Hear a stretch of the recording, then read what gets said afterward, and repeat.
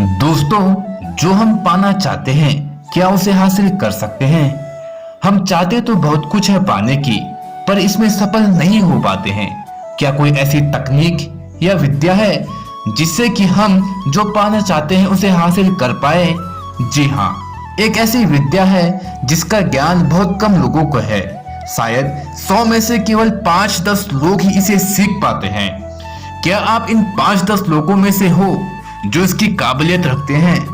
आज ये कहानी आपकी आंखें खोल देगा और आपको असीम ज्ञान देगा जिसका उपयोग बहुत कम लोग ही कर पाते हैं।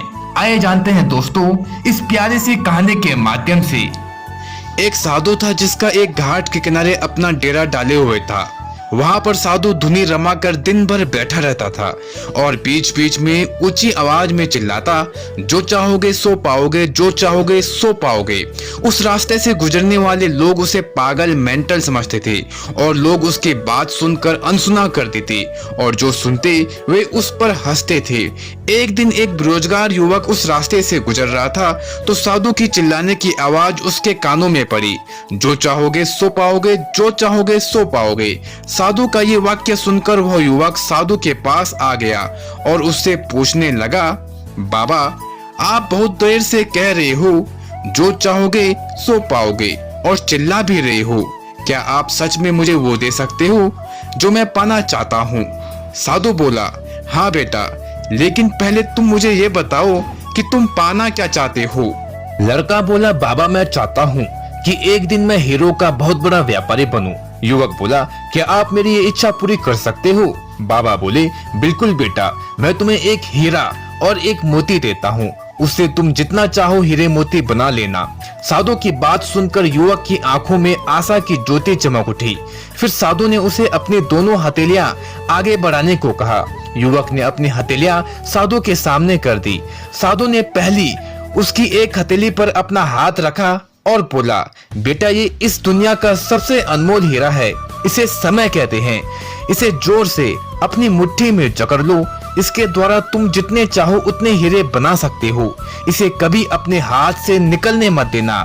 फिर साधु ने अपना दूसरा हाथ युवक की दूसरी हथेली पर रखकर कहा, बेटा ये दुनिया का सबसे कीमती मोती है, इसे धैर्य कहते हैं। जब किसी कार्य में समय लगाने के बाद भी वांछित परिणाम प्राप्त ना हो तो इस धैर्य नामक मोती को धारण कर लेना। यदि यह मोती तुम्हारे पास है तो तुम दुनिया में जो चाहो वो हासिल कर सकते हो। युवक ने ध्यान से साधु की बात सुनी और उन्हें धन्यवाद कर वहां से चल पड़ा। उसे सफलता प्राप्ति के 2 गुरु मंत्र मिल चुके थे।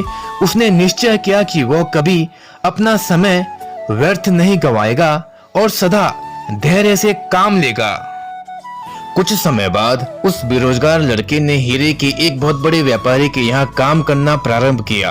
कुछ वर्षों तक वह दिल लगाकर व्यवसाय का हर गुण सीखता रहा और एक दिन वो लड़का अपनी मेहनत और लगन से अपना सपना साकार करते हुए हीरे का बहुत बड़ा व्यापारी बनता है। दोस्तों, इस कहानी से हमें ये सीख मिलती है कि लक्ष्य प्राप्ति के लिए सदा समय और धैर्य नाम के हीरे मोती अपने साथ रखें।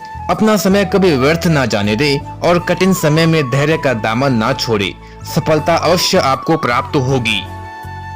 दोस्तों, ये 2 गुरु मंत्र हमेशा आप याद रखना और इसका उपयोग करना, समय और धैर्य। जिस व्यक्ति ने ये 2 चीजें अपने वश में कर ली वो व्यक्ति कभी अपने लक्ष्य से भटक नहीं सकता है। आपको बस यह करना है, रोज एक कॉपी में लिखो आपने आज किन चीजों में, किन कामों में अपना समय बर्बाद किया है। साथ ही जरूरी कामों को भी लिखो जो करना चाहिए था। दोस्तों, आज के लिए इस वीडियो में इतना ही।